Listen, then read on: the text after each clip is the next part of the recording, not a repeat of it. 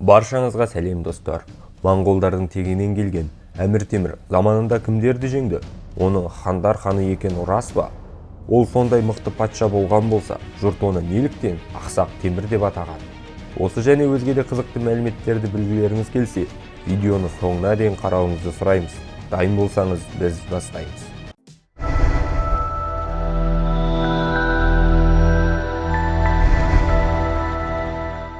Әмір Темір моңғолдардың түркіленген Бардас тайпасынан шыққан Тарғайбектің баласы.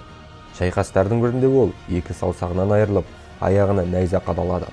Осы себепті оның аяғы өмір бойы сырқырап ауыратын болған, әрі осы жарақатының кесірінен ақсақ болып қалғасын, жұрт оны Ақсақ Темір деп атап кетеді.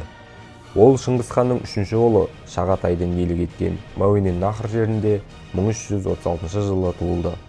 Аңыздарға сенер болсақ, ол туылғанда бір қолында қан, келесі қолында қарт адамның ақшасын ұстап туылған.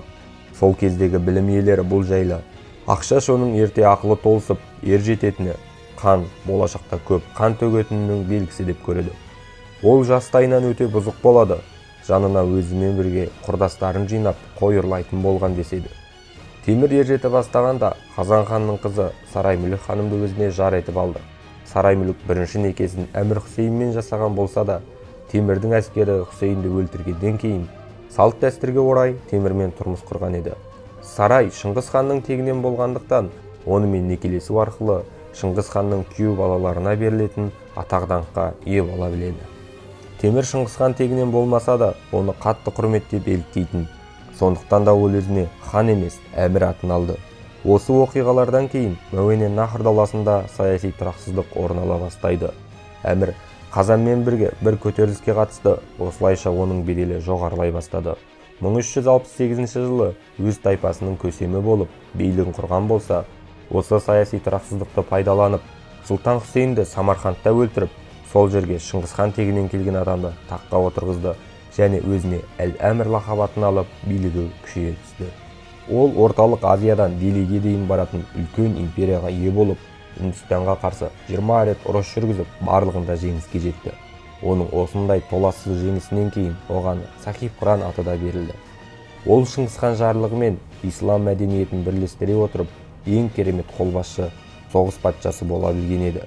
Ол соғыс алаңында аса айлакер еді, және ол осыларды оңай жасау үшін татар жауынгерлері, Хорезм және моңғол садақшылары және үнді пілдерін бір жасаққа қосты. Осылайша заманынан әлдеқайда алда дамыған мықты әскери жасақ жасақтай білген еді. Үндістанмен болып жатқан шайқаста Темір әскері жеңіліп жатады, әрі қарсы тарапта пілдер болуы қатты кедергі жасайды. Осы сәтте Темір майдан алаңын тастап, шатырына барып ұйықтап қалады. Ұйқысынан тұра сала, қолбасшылардан қанша түйеміз бар деп сұрақ қояды. Кейін қолдағы түйелердің барлығының үстіне өртейтін заттарды тиеп, майданға алып келеді. Өздеріне қарсы ұрысқа шыққан пілдер жақындаған бойда, Темір түйелердің үстіндегі затты өртеуді бұйырады. Сасқан түйелер пілдерге қарсы жүгірсе, отты түйеден қорыққан пілдер де үнді әскерлеріне қарай қаша бастайды. Осы сәтте садақшылар оқ жаудырып, жау әскері шебін бұзса, кейін найзалы атты әскерлер негізгі соққыны беріп, бір сағаттың ішінде соғыс тағдырын 180 градусқа айналдырып жібереді. Осы ақпаратқа сенсек, Темір Ганж өзені жағалауында 100 000 үнді әскерінің басын шапқан және Ганж өзенінің орнында су емес, қан аққан деседі. Әмір қанша жерден қатыгез болса да, архитектура, сурет сынды дүниелерге аса құрметпен қарап, оларды бүлдіруге тыйым салатын. Бірақ ол өзіне қарсы ешкім болғанын қаламайтын. Ол бір сөзінде, егер аспанда жалғыз Құдай болса, жерде де жалғыз патша болу керек деген болатын. Бірде ол Иранға шабуыл жасап, жаулап алғаннан кейін өлгенше түріктерге тіл тигізіп өткен Фирдуасидің мазарын қиратып, жауынгерлеріне әжетханаға айналдыруын бұйырған. Сол уақытта Азияны Темір жаулап жатса, Османлыда Сұлтан Баязид те христиандарды тықсырта қуалап, жеріне жер қосып жатқан еді. Ақыры бұл екі тұлғаның жолдары түйісіп, қылыштары айқасады. Себебі Темір Бағдатты басып алған уақытта сол өңірдің иесі болған Қара Юсуф Темірден қашып Османлыны паналайды. Бұл оқиға болса, Темірдің Баязидке мінез көрсетуіне бір сылтау еді. Еліне келген босқын билеушіні беруден бас тартқан Баязидке ақыры Темір шабуыл жасап, әйгілі Анкара шайқасы орын алады.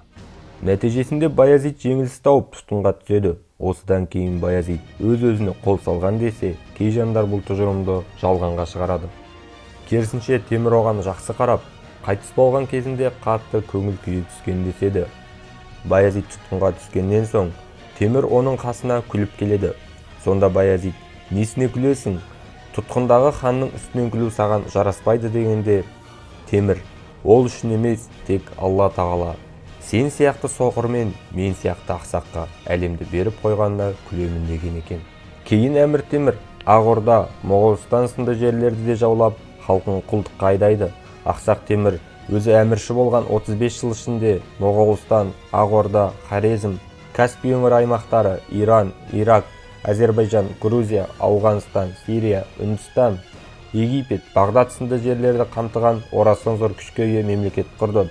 15 ғасырдың аяғына қарай ол құрған бұл мемлекет ол өлкесін бір жола күйреді. Оның жорықтарының негізгі мақсаты да Қытайды басып алу еді.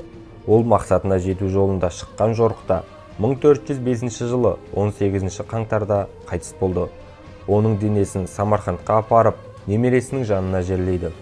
Оның қабірінің қасында бір жазу бар, және оның мағынасы: кім мазарды ашатын болса, сол жерді соғыс әруақтары торғылдай бастайды деген екен. 1941 жылы Ресей ғалымы осы қабірді ашқаннан соң араға 2 күн салып, Германия Ресейге соғыс ашқан екен. Ол сүйекті қайта орнына қойғаннан кейін араға 2 жыл салып соғыс аяқталған. Сіз Әмір Темір жайлы не ойлайсыз? Оның қабіріндегі тылсым күш қаншалықты рас? Пікіріңізді төменде күтеміз. Егер видеомыз ұнаса, лайк басып, арнамызға жазыла кетуіңізді сұраймыз. Сіз үшін оттаймыз.